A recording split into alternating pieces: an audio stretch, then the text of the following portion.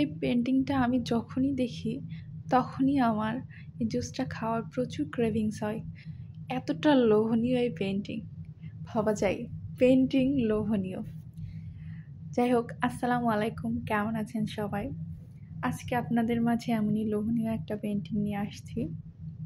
এখানে আমি অরেঞ্জ এবং সাথে অরেঞ্জের জুসও এঁকেছি। তো এটা আমার অনেক ফেভারিট, কারণ এটা দেখলেই মনে হয় যেন জীবন্ত এক গ্লাস অরেঞ্জ জুস আমি খেয়ে নেই। তো আসুন আঁকি এবং আপনাদের সঙ্গে শেয়ার করি, আশা করি আপনাদেরও ভালো লাগবে। তো প্রথমে আমি বরাবরের মতোই এখানে পেন্সিল দিয়ে আমি এঁকে নিয়েছি একটা গ্লাসের মধ্যে অনেকটা জুস এবং নিচে দুটো অরেঞ্জ, দুটো ঠিক না, একটা পুরো অরেঞ্জ এবং বাকিটা কাটা অর্ধেক, আর দুটো তিনটা পাতা।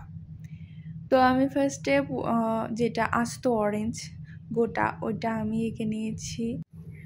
অরেঞ্জটার ওপর আমি কয়েকটা ওয়াটার ড্রপসও দিয়েছি।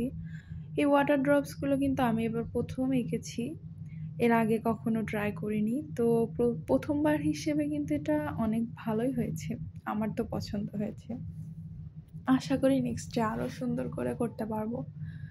তো ওইটা আঁকা শেষ হলে আমি চারপাশে একটু শ্যাডো দিয়ে নিয়েছি। তারপরে আমি অর্ধেক কাটাটা শুরু করেছি আঁকানো। মাঝের অংশটায় আমি একটু কমলা কালার এবং ভেতরের দিকটাই হালকা কমলা, মানে হলুদ আর কি বলা যায়, হলুদ রঙটা দিয়ে ব্লেন্ড করে নিয়েছি। আর শেষের দিকটায় সাদা রং দিয়ে তার পাশে একটু কমলা রং দিয়ে আমি ব্লেন্ড করেছি, যাতে একদম রিয়েলিস্টিক লাগে যেটা একটা কাটা অংশ। মাঝের দিকটায় আর একটু সাদা রং দিয়ে আমি কিছু বর্ডার লাইন এঁকে মাঝে ডট ডট করে দিয়েছি। তো এটা আমি যখন আঁকছিলাম আমার মাথায় শুধু ঘুরছিল যে অ্যাকচুয়াল অরেঞ্জ যেটা সেটা দেখতে কেমন হয়। আমি চেষ্টা করেছি সেভাবে করার।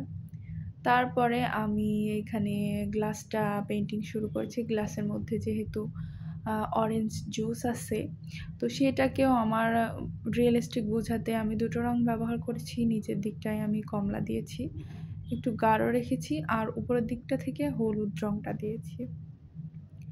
তো এভাবে আমি একটু হাইলাইট করে দিয়েছি সাদা রং দিয়ে। তারপরে আমি গ্লাসের সঙ্গে যেই কমলার যেই পিসটা ছিল সেটুকু আমি একটু কালার করে দিয়েছি সুন্দর করে, আর পুরো গ্লাসটা আমি এইভাবে এঁকে নিয়েছি। তো এভাবে একের পর এক আমি পুরাটা করে নিয়েছি। মাথায় রেখেছিলাম রিয়েল যেই অরেঞ্জটা ওইটা দেখতে কেমন হয়। তো চেষ্টা করেছি আর কি। আগে আমি ফল এভাবে আঁকি নাই, তো এটা এঁকে আমার মনে হয়েছে না, নেক্সটে ফলগুলো একটু ট্রাই করা উচিত। তো আশা করি আপনাদেরও ভালো লাগবে এবং নেক্সটে আমি আরও বেশ কয়েকটা ফল আমি ভেবে রেখেছি, সেগুলো আঁকবো। আসলে এটা আমার নিজেরও অনেক ভালো লেগেছে পেন্টিংটা। প্রথম যেহেতু ট্রাই করেছি, মানে অন্যরকম একটা লুক, ফল রিয়েলিস্টিক একটু ট্রাই করেছি, তার উপর কাপড়ের উপর করেছি কাজটা। মূলত আমি পেপারের থেকে কাপড়ের উপরে ডিটেলসের কাজগুলো বেশি করি, কারণ পেপারের উপর এতটা ডিটেলস দেওয়া যায় না। কাপড়ের উপর যতটা ডিটেইলি কালার করা যায় বা ফুটিয়ে তোলা যায়, পেপারে অতটা যায় না। আর যারা প্রফেশনাল আর্টিস্ট তারা সবাই পারে, সবখানেই পারে ডিটেল করতে, কিন্তু আমি পারি না। আমি খুবই সামান্য একজন মানুষ, টুকটাক কাজ করি। তো আমি যেখানে আর কি কমফোর্টেবল ফিল করি, যেখানে আমার আঁকতে সুবিধা হয়, আমি সেখানেই আঁকার চেষ্টা করি। তো এই তো আমি পাতার কাজগুলো করে নিয়েছি একের পর এক। তো আমি পাতাগুলো রিয়েলিস্টিক করার জন্য মাঝে কালো রং দিয়ে কিছু শিরা এঁকে দিয়েছি। তো এই তো আমার কাজ অলমোস্ট কমপ্লিট। কেমন লাগলো আপনাদের অবশ্যই জানাবেন, আর সাথে থাকার জন্য অসংখ্য ধন্যবাদ। নিচে আমি একটু শ্যাডো দিয়ে দিয়েছি যাতে আরও রিয়েলিস্টিক লাগে। অসংখ্য ধন্যবাদ।